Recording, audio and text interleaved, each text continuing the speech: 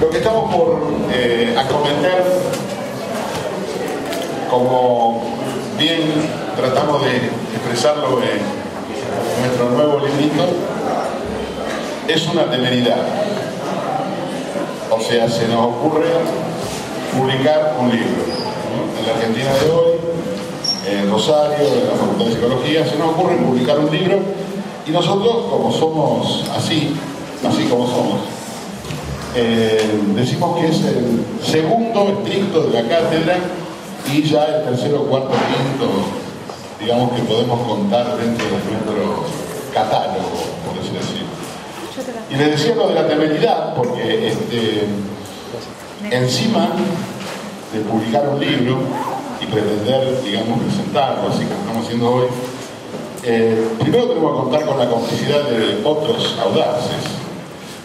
Básicamente, como primera medida, el editor, ¿no? El editor está acá presente, el señor Poli Laborde, cuya librería les puse ahí la dirección para que la tengan en cuenta. Pero bueno, Poli un día dijo, mirá, podemos hacer algunos libros, y nosotros dijimos que sí. O sea que hay que ser audaz para publicar un libro en Rosario en este momento. Y el Poli se jugó un bigote y ahí estamos. Y la otra audacia es convocar a una colega amiga para que nos lea. O sea que, porque partimos de una premisa fundamental, ¿no? El que escribe un libro, a partir de ahí está supremamente condenado a no ser leído. O sea, yo creo que no hay cosa más leída que el libro no escrito. Digamos, y en este caso, nosotros convocamos a una colega, medio que la apretamos y le decimos, mirá, tenés que leerlo. Y bueno, y también, como ella es una audaz, de muchos años de audacia, tenemos varios años de audacia, la colega y amiga Marisa Germain, que es profesora acá de la facultad, de otra materia que ustedes la van a tener más adelante, le dijimos que nos lea. Y la verdad es que no sabemos qué va a decir. Sabemos que no nos va a halagar así, porque sí, porque la conocemos. Nosotros la verdad que queremos que nos dé un poco de leña, O sea, pegue donde haya que pegar, de acá se discute todo, acá lo tenemos a Fernández y a Martelo para defender la cosa. Así que bueno, dentro de esa temeridad, la cuarta temeridad, que es la que dice el libro, es la pretender, que es realmente un goce narcisista fundamental, construir un diccionario. O sea, no hay cosa más narcisista, algo que más halague al yo que escribir un libro con las cosas como yo las pienso, por ejemplo, ¿cierto? Ahora esto surge de una necesidad que fue de muchos años de dar clases, que primero apareció como un glosario en alguno de los apuntes.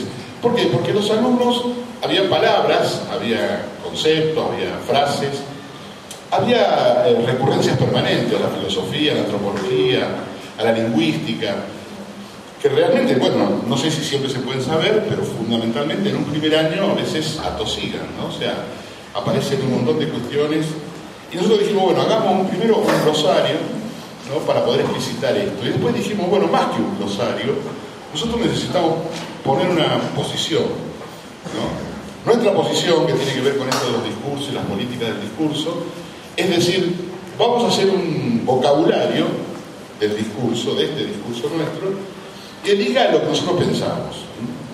Lamentablemente, diccionario de psicología no hay. Los que hay, uno puede revisar la biblioteca, la librería, son yanquis, son extranjeros, son neutros, y no hay cosa peor que alguien neutro. Eso lo dijimos en alguna de las clases, ¿no?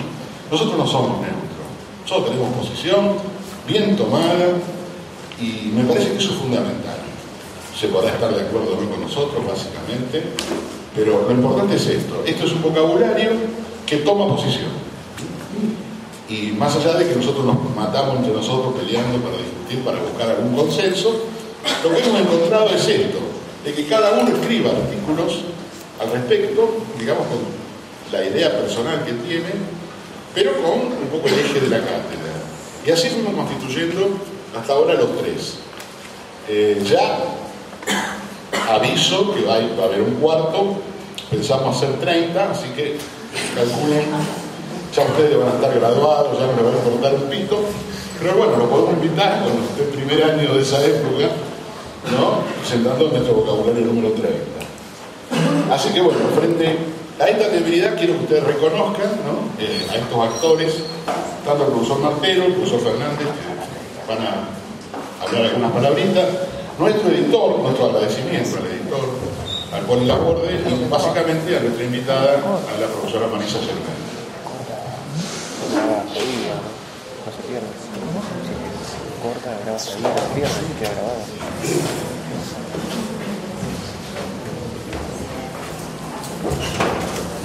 Bueno, buenas noches.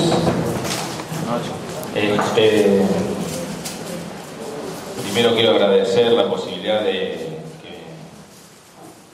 nos da y me da también la cátedra de poder participar en la escritura de un libro. Un poco, este es, no sé si el cuarto o quinto libro, ¿no? Primero fue, nosotros nos formamos parte de la cátedra UN, el libro Los discursos psicológicos contemporáneos, que es el más conocido como el librito verde. Después está Los ríos del río, el tercer vocabulario. El año pasado presentamos el libro Ensayo de Discursología. O sea, estamos en un ritmo que todos los años estamos presentando un libro.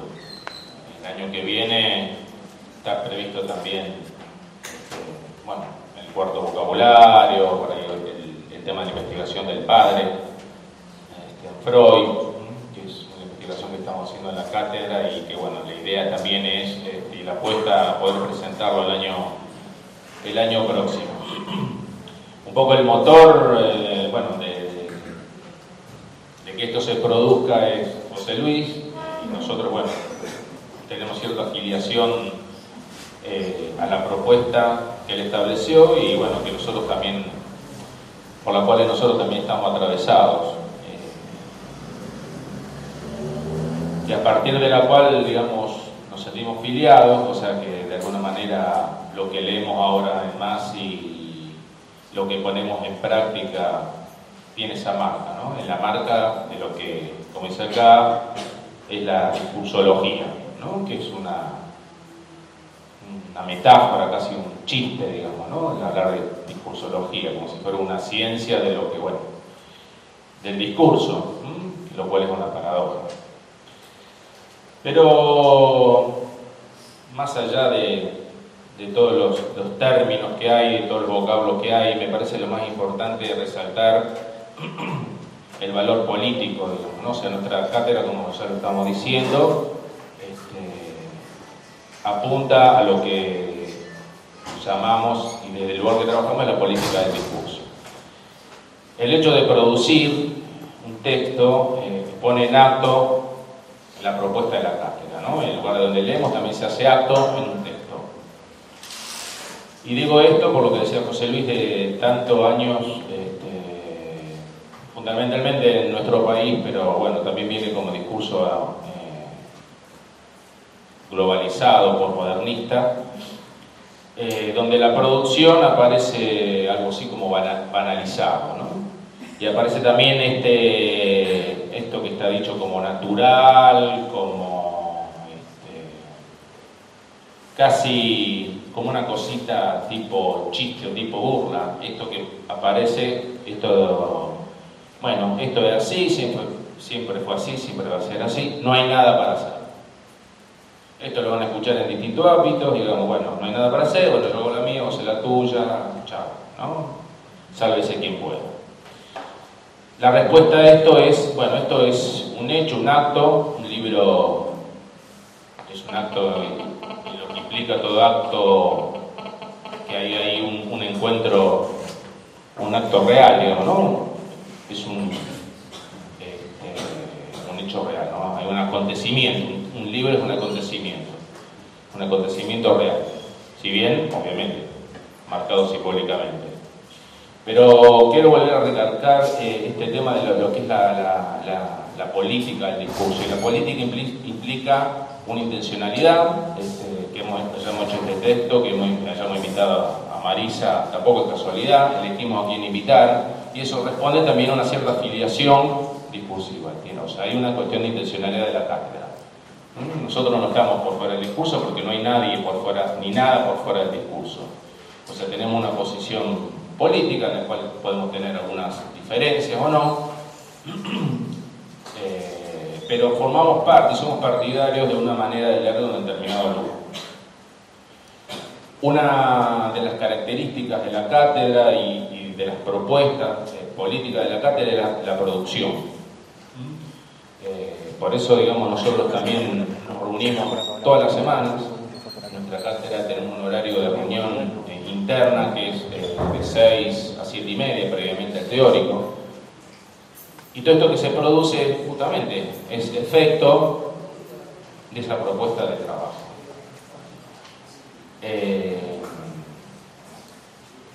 Lo interesante de los términos del texto, por lo menos una de las cosas que más me interesó y me interesa poder transmitirle, es que se están retomando términos y discusiones y debates que habían estado, digamos, dormidos,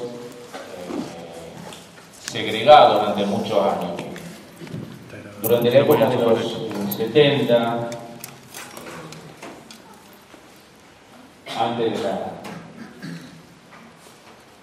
del genocidio que implicó la dictadura militar, que fue un genocidio, bueno, no solo de personas semejantes, sino también se intenta destruir ciertos ideales, cierto nivel de producción, cierta política y cierta manera de hacer política. Hay ciertos términos que quedaron ahí, debates que quedaron suspendidos, digamos, ¿no? Se intentó segregar, pero retorna, ¿no? Hay un retorno de esos debates. Los distintos temas que ese retorno se aparece en el libro, digamos. Ese debate que estaba ahí y que nosotros queremos intentar restablecer, recomponer y poner nuevamente, digamos, en boca de todos, tiene que ver, por ejemplo, bueno, esto del valor de la política, ¿no? El valor del psicoanálisis como un lugar que nos ofrece el aparato de lectura, el valor del marxismo, del marxismo y de Marx,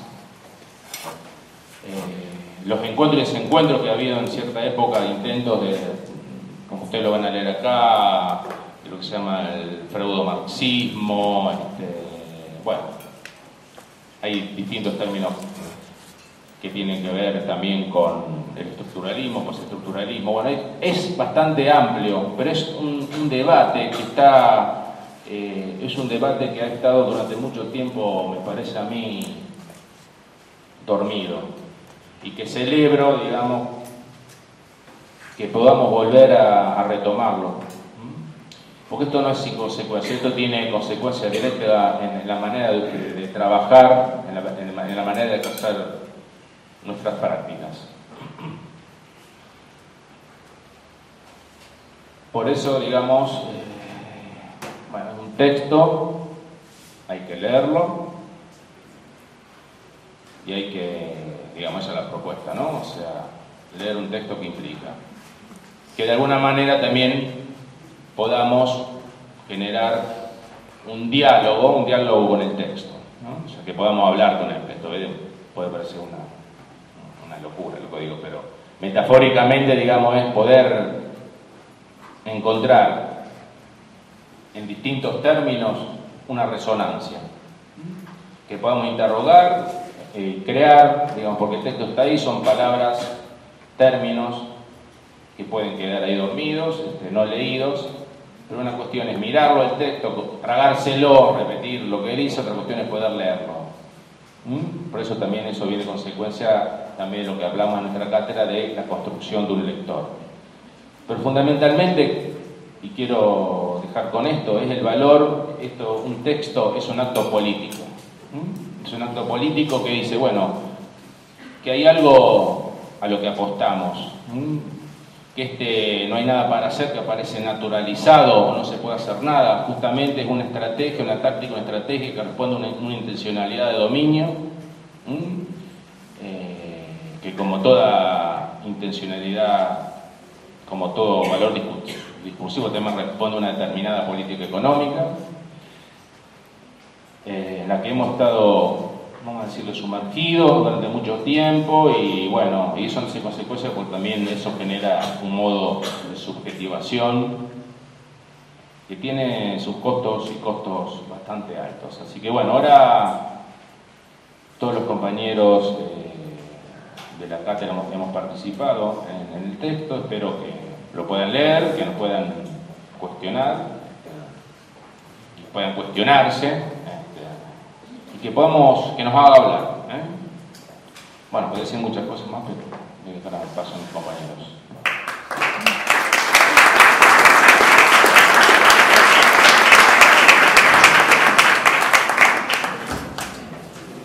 ¿Qué tal? Buenas noches. A la alegría habitual que tengo de encontrarme con ustedes cada semana, y con la cátedra se suma la inmensa alegría de estar al lado de Marisa Germain después de mucho tiempo de no verla, porque fue uno de los docentes que mayor impacto causó sobre mí cuando estaba en el lugar de ustedes. Por la bibliografía que trataba, por la manera de decir que tenía, y porque transmitía, si se puede decir así, cierta erótica de los textos, si me permiten. Se notaba esa relación pasional con la lectura y con el pensamiento, que finalmente es lo que nos permite que un texto se abra en algún momento para alguien. Yo no voy a ser breve, voy a hacer un análisis detallado y prolongado del libro, así que por favor prepárense. Voy a empezar discrepando parcialmente con nuestro jefe de cátedra. Él habla de temeridad y audacia. Yo creo que sí hay temeridad y audacia, la hay en el interior de un proyecto teórico de la cátedra, en la cual se inscribe, a mi entender, por supuesto que estoy hablando de mi interpretación, la publicación de este libro. Entiendo que este libro es un elemento dentro de un proyecto que lo engloba, un proyecto teórico. Si yo tuviera que resumir ese proyecto teórico rápidamente, lo diría de una manera un poco publicitaria, rápidamente. Diría, ¿de qué hablamos cuando hablamos de hablar? ¿No? Así empezaría, porque esta temeridad y esta audacia tienen poco de original. Y según mi interpretación, desde luego, insisto, cuando nosotros hablamos de discursología, creo que estamos finalmente hablando de un viejo problema de Occidente, que es la retórica. La importancia de la retórica y la represión de la retórica. Ustedes saben, no me quiero poner, no es una referencia erudita, sino simplemente un comentario para ver que las cosas empezaron mal con la retórica, porque ya Platón, el gran filósofo, el divino filósofo occidental, del cual todo lo que se dijo después no es más que una cita a pie de página de Platón, como se suele decir, instauró un uso peyorativo del término sofista, por ejemplo, ¿no? Los sofistas, los rectores griegos,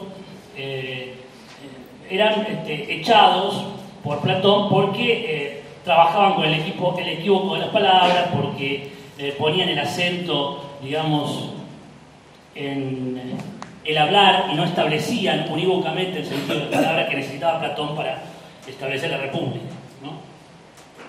Entonces, ese primero, yo creo que como un machetito, permiso. Sin embargo, la retórica nace por la vía de la oralidad, que es muy importante en la historia de la retórica, para la redundancia occidental, por la democracia, o sea, por los litigios de políticos, de propiedad, y por los debates filosóficos, ¿no? Es decir, que la oralidad, la democracia y la filosofía son tres elementos en los cuales la retórica va a encontrar un anclaje inaugural. Entonces, eso en primer lugar. Yo Incluso hay un librito de una académica muy importante, porque yo creo que también el proyecto teórico de la cátedra está inscrito en proyectos académicos que tienen valor internacional y que tienen vigencia internacional. No creo que seamos una isla, no creo que seamos marginales, no creo que seamos locos, no creo que seamos raros. Me parece que es un proyecto que está muy bien acompañado. Y cito un libro que me parece paradigmático, que es de Bárbara Cassin, con 2 S. Lo recomiendo vivamente, ese libro se llama El efecto sofístico.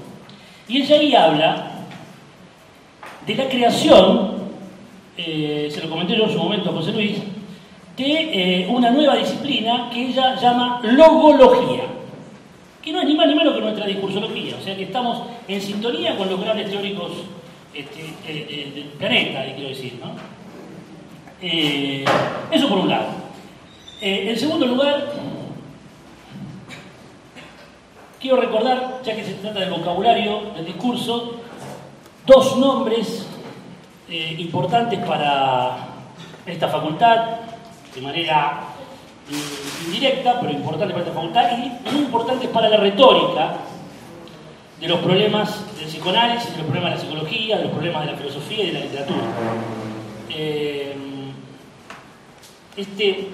Esta palabrita, vocabulario, fue utilizada hace mucho tiempo por un señor que se llamó Américo Vallejo, que escribió un vocabulario lacaniano. Es un librito que no se consigue más. Pero es un librito, el primer lugar donde abrevaron los primeros lacanianos para argentinos o rosarinos, para entender un poco de qué estaba hablando Lacan, ¿no? Pero me rescato esta idea del vocablo, de armar un vocabulario, de un trabajo, de un discurso tan difícil en primera instancia como el de Lacan. El otro nombre es Oscar Mazota, quien, como procedimiento retórico y pedagógico, insistía en abordar los textos por la vía de los vocablos. Es decir, registrar, detectar, ubicar los vocablos que utilizaba determinado autor, hacer un inventario del vocabulario que utilizaba y pensar en esas palabras, por qué usaba esas palabras y no usaba otras, ¿no? De hecho, digo, nosotros no es lo mismo decir en una facultad de psicología, decir psique, decir conciencia, decir razón o decir discurso, ¿no? Siempre es importante, decía Mazota, fijarse por la vía del vocabulario donde un discurso pone los acentos. No lo decía así, yo lo estoy reinventando, pero este era el espíritu. Quería recordar esas 2 cosas y rápidamente, el tercer punto es citar al mismo José Luis Comas en 2 cuestiones, para seguir con esta idea de qué hablamos cuando hablamos de hablar, para que no quede esta impresión que a veces en los pasillos me encuentro que dicen, ustedes siguen con el discurso, ustedes siempre están con la cosa de la palabra, el lenguaje, ¿no? Como que somos una suerte de charlatanes, lo cual a mí no me molesta para nada que me digan charlatán. Pero quiero decir que el interés por el lenguaje, por el discurso y por la palabra se opone lineal y puntualmente a la charlatanería. Es decir, preocuparse y ocuparse del lenguaje es oponerse al goce del bla bla bla. Al revés, los que dicen que no hay nada que conversar porque está todo dicho, más de una vez no hacen más que blablear y hablar para no decir nada, ¿no? Entonces digo, preocuparse por el lenguaje se opone a ser un charlatán, ¿sí? Esto lo sabían muy bien los sofistas. Bueno, y para terminar cito a José Luis cuando él dice en el anterior, en el volumen 2, el vocabulario del discurso, dice: el discurso concebido así no es la manifestación majestuosamente desarrollada de un sujeto que piensa, que conoce y que lo dice. Es, por el contrario, un conjunto donde pueden determinarse la dispersión del sujeto y su discontinuidad consigo mismo. ¿No? La otra cita es no pensar en el discurso, dice, tarea que consiste en tratar los discursos como conjuntos de signos, de elementos significantes que envían a contenidos o a representaciones, sino como prácticas que forman sistemáticamente los objetos de que hablan. Es decir, el discurso forma los objetos de que habla. No hay un objeto antes que yo describo cuando digo. sino que en el decirlo construyo. Esto que estoy diciendo, por supuesto que es elemental, pero como lo elemental es lo fundamental, conviene recordarlo. Eso en primer lugar, la palabra construye sus objetos, pero además, quien habla no es el amo de lo que dice. Esto me lo han escuchado hace ya y me lo van a seguir escuchando todo el año porque voy a insistir machaconamente con esto. Así que bueno, dicho esto, la invitación, a mi entender, que se materializa en la publicación de este libro y en la invitación a que Marisa Germain lo presente, yo creo que es esto que no lo van a escuchar demasiado fácilmente en los años que tienen por delante, los que aguanten. La invitación del proyecto teórico de la cátedra, no digo que sea lo único, digo que es una línea este proyecto, seguramente tiene, estoy seguro que tiene otras columnas, pero una columna vertebral de este proyecto es invitarlos a demorarse en el lenguaje, demorarse en las palabras, demorarse en el vocabulario, detenerse. No se trata de leer mucho, sino de leer la diferencia entre una palabra y otra palabra. ¿Por qué alguien dice con ese vocablo y no dice con otro? En ese sentido creo que el vocabulario del discurso es un soplo, ¿no? Diría mejor que una invitación, un soplo. Su espíritu está en este deseo de que ustedes puedan dejar de creer que hay cosas que dejen de ser un poco sustancialistas y puedan volver a escuchar por segunda o tercera vez, volver a escuchar como si fuera la primera vez las palabras que oyen, las palabras que leen, las palabras que finalmente, las palabras en las que finalmente estamos todos metidos. Esa es la invitación, demorarse en el lenguaje. Con esto le cedo la palabra con muchísimo gusto a Marisa Germain.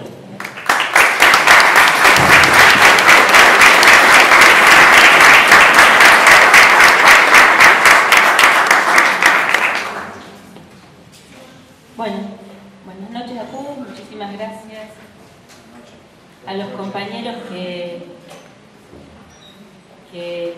me invitaron para compartir este rato con ustedes y para esta actividad. Muchas gracias por los comentarios recientes y quería hacer un comentario breve, pequeña prehistoria, porque la invitación me llega a través de Ariel. Y con Ariel nosotros, aunque somos de una generación académica diferente, hay que reconocer, el compañero es más joven, nosotros compartimos militancia política cuando esta carrera se cursaba en plena época de dictadura todavía.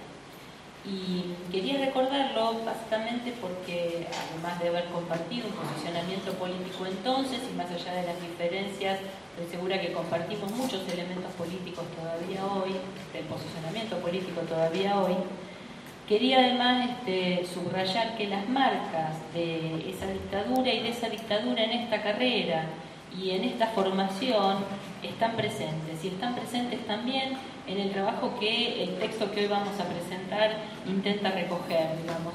Creo que en todos nosotros, en el trabajo que nosotros hacemos, los que somos de la generación post-dictadura, en muchos sentidos, en todo lo que estamos haciendo se recoge algo de la marca de esas formas de haber transitado esta carrera, cuando esta carrera era verdaderamente una porquería. Cosa que por fortuna ahora no es, digamos, podrá no ser maravillosa, voy a decir algunas cosas, no sé por eso, podrá no ser todo lo que deseamos, pero ciertamente no es lo que en aquel momento. Y en buena medida la producción de los docentes, la elaboración, las discusiones, etcétera, que se plasman en este texto, pero que se plasman en muchas otras cosas en las producciones de esta facultad, dan cuenta justamente de la distancia que nos separa de aquel momento.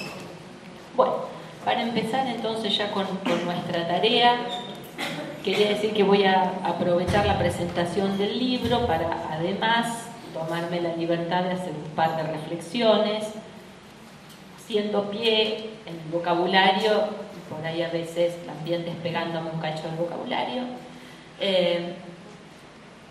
En primer término quería partir de la idea de que en este texto que presentamos, los autores señalan en un momento que caracterizan a la Universidad Nacional como parte aún de una pesada herencia.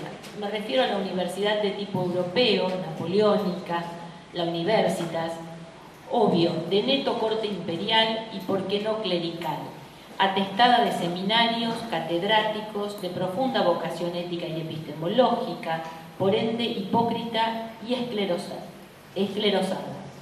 Una universidad que busca la verdad y no la va a encontrar nunca, y no meramente la formación de recursos humanos para el bien común, incluso para el bien del pueblo del que se nutre. Pues bien, esa universidad a la que le suscribimos todos los males conocidos es lo que hay. Bueno, me gustaría señalar que la identidad de nombre, universidad, puede inducir engaño. Que se llame universidad a aquello y a esto, como que se llame locura a la posesión diabólica o a la enfermedad mental, no debería sino hacer evidente que bajo el nombre, bajo la identidad esencial que parece expresar, solo habita la dispersión, la emergencia, la invención.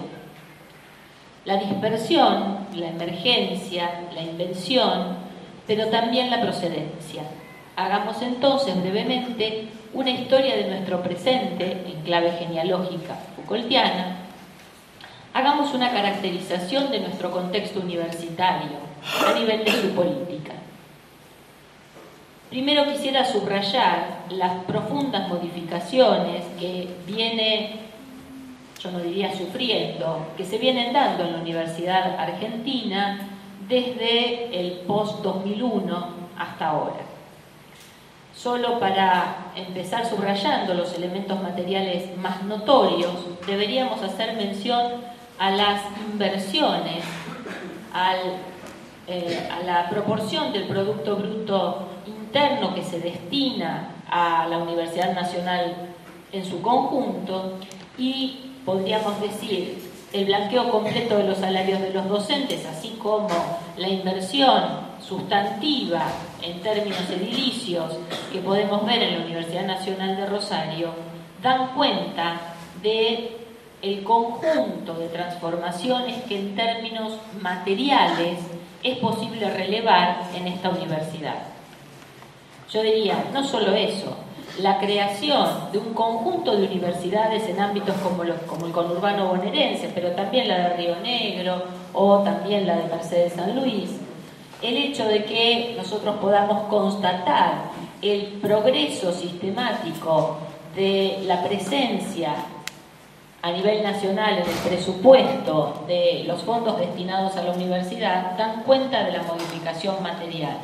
Seguramente ustedes son en general, supongo yo, cursantes de primer año, sospecho que para ustedes eso que está ahí al costado, el edificio nuevo, debe ser como una especie de dato de la naturaleza.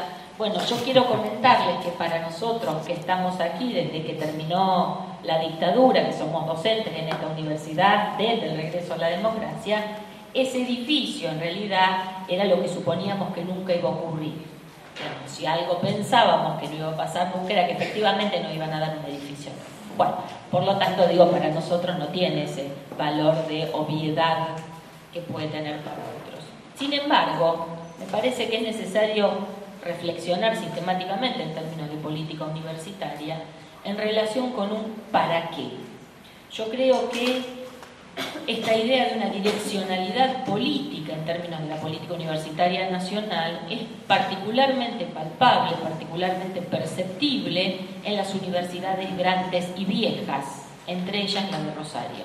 Esto vale para la UBA, esto vale para Córdoba, esto vale sin duda para la Universidad Nacional de Rosario.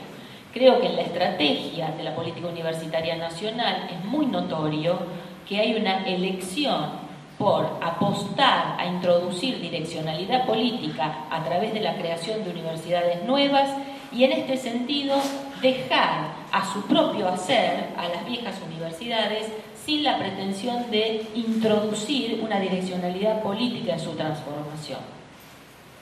En este sentido, en lugar de tratar de hacer algo en esta dirección, el Gobierno Nacional crea estas universidades nuevas para contener el nuevo ingreso, o lo que se caracteriza contemporáneamente como la primera generación universitaria. Creo que la idea de que estamos volviendo a presenciar la llegada a la universidad de estudiantes que son primera generación universitaria, es decir, que provienen de familias en las cuales los padres no tienen formación universitaria, y eso está pasando en todo el país, es un dato sustantivo, es un dato relevante que nos tiene que convocar a pensar para qué vamos a formar, en qué dirección, con qué proyección. Y esto me parece que en el marco de universidades como la nuestra todavía no se percibe claramente, todavía no se ha tomado nota suficientemente de las implicaciones. En la misma carrera de psicología, creo yo, todavía no se ha tomado nota suficiente del impacto que una presencia de estas características tiene y va a tener en el futuro. Cuando digo en el futuro no estoy diciendo mañana o pasado, seguramente el efecto de esta inclusión lo vamos a poder percibir en 10, 15 años. Ahora, no me cabe ninguna duda que como ocurrió con las generaciones de los 60 y 70, que fueron fruto de la inclusión de los 50, vamos a tener noticias de los efectos de estos sectores incorporándose a la vida universitaria. Claro, esta vida universitaria no es aquella, tiene un conjunto de condiciones diferenciales y es eso lo que tendríamos que, me parece a mí, estar pensando. Esta entonces, me parece a mí, ya no es esa universidad del enciclopedismo. Algo de eso puede regocijarnos, pero no necesariamente todo. Lo que ha perdido de aquella es también, aunque sea en parte, lo que le posibilitó en otro tiempo dar sus mejores frutos, plantear problemas y generar argumentos y herramientas en torno a esos problemas. Se perdió a favor de la profusión de idiolectos que se desentienden de los requerimientos de las prácticas profesionales portadoras de las necesidades de nuestras comunidades. En las universidades grandes y viejas, en particular, hay una serie de dificultades para definir transformaciones estructurales en las líneas formativas, transformaciones estructurales que son indispensables para hacerse cargo de la modificación en la inserción profesional que aconteció en los últimos 10 años. Solo a los fines de ilustrar algo que hemos planteado en numerosas ocasiones con anterioridad, yo diría que en los últimos 15 años el grueso de la inserción profesional de los jóvenes graduados de psicología es el ámbito público, son las diferentes instancias del ámbito público, desde APS hasta lo que podríamos caracterizar como el sistema penitenciario, como los lugares de inserción de jóvenes consumidores de estupefacientes. En general, uno podría decir, la gran transformación en la modalidad de inserción de los jóvenes graduados está directamente ligado al ámbito público. Otro espacio que hemos compartido con el compañero Martelo, lugares en los cuales se está suscitando. La Municipalidad de Rosario, digo, que ha sido una de las grandes captadoras de graduados de psicología en los últimos años, efectivamente allí se están suscitando algunos debates. Y un elemento central es que ese tipo de preocupaciones no aparece recogida suficientemente en nuestra facultad, en nuestra universidad. Pero sobre eso, en todo caso, vamos a volver dentro de un ratito para hacer algún comentario más en esa dirección. El propósito del libro, según plantean los colegas, se inscribe en la operación de, cito, reemplazar el vocablo desarrollo por discurso para dar cuenta de la variada gama de teorías, escuelas y sistemas de pensamiento de la psicología contemporánea. Esta operación, que amparó la generación en 2001 de la cátedra B de DPC y que propone oponer el trabajo sobre políticas del discurso o categorías discursivas, estoy citando, que implica que las significaciones surjan en su propio orden, cadencia de conjuntos emparentados entre sí, teorías y autores con marcas comunes y filiaciones mutuas, al concepto-precepto, lo que es propio del desarrollo, al que la ciencia le atribuye una significación estática y coagulada. En relación con esto, primero podríamos comenzar por señalar que la objeción a la idea de desarrollo contenida en el nombre de la cátedra puede desplegarse de más de un modo. Inicialmente, solo señalar como muestra que la historia de los conceptos de la que Foucault se señala tributario y que practicara con tanto interés para nuestra formación Canguilhem, permite justamente no renegar de la formación histórica de aquellos, sino a la inversa, poder dar cuenta de su emergencia y por tanto de su contingencia en una lógica que no es la del desarrollo. Sería posible entonces pensar las políticas del discurso como un dominio de investigación o de indagación, aquel del saber implícito de una sociedad que hace posible que en cierto momento emerjan una teoría, una institución, una práctica, como lo señala Foucault. Ese tipo de investigaciones o de indagaciones volvería el problema ya clásico de fijar el tipo de relaciones entre discursos y prácticas, ubicando en el mismo plano elementos diferentes que se presuponen recíprocamente. Pero subrayemos, implícito no es oculto o secreto. Esta forma de indagación que nos remite indefectiblemente al pasado no se interesa por origen alguno ni por el fundamento de ninguna cosa. Nociones estas, comienzo, origen, fundamento, que desde nuestra perspectiva deberíamos rechazar, ya que una arqueología como la propuesta, creo que efectivamente lo que este texto contiene es una propuesta arqueológica, constituye sobre todo un trabajo de descripción del archivo, mostrando en él relaciones que resultan invisibles de tan superficiales, y en este sentido no hay ningún ocultamiento. Así, más que, como proponen los autores, hablar de políticas del discurso, entendidas como leer en cada una su intencionalidad social, en cada una de las prácticas que promueve, justifica y argumenta, su estrategia y su táctica, no olvidando nunca el horizonte de lucha por el dominio que las nutre, es indispensable, nos planteamos, que podamos relevar, describir, reconstruir el terreno de las luchas en el cual esos saberes fueron suscitados. Estrategias sin estratega, que es la condición de posibilidad de nuestros propios enunciados, de nuestros objetos de conocimiento, pero también de intervención, condición para poder empezar a dejar de ser lo que somos, posibilidad de pensar lo normalizado en nosotros.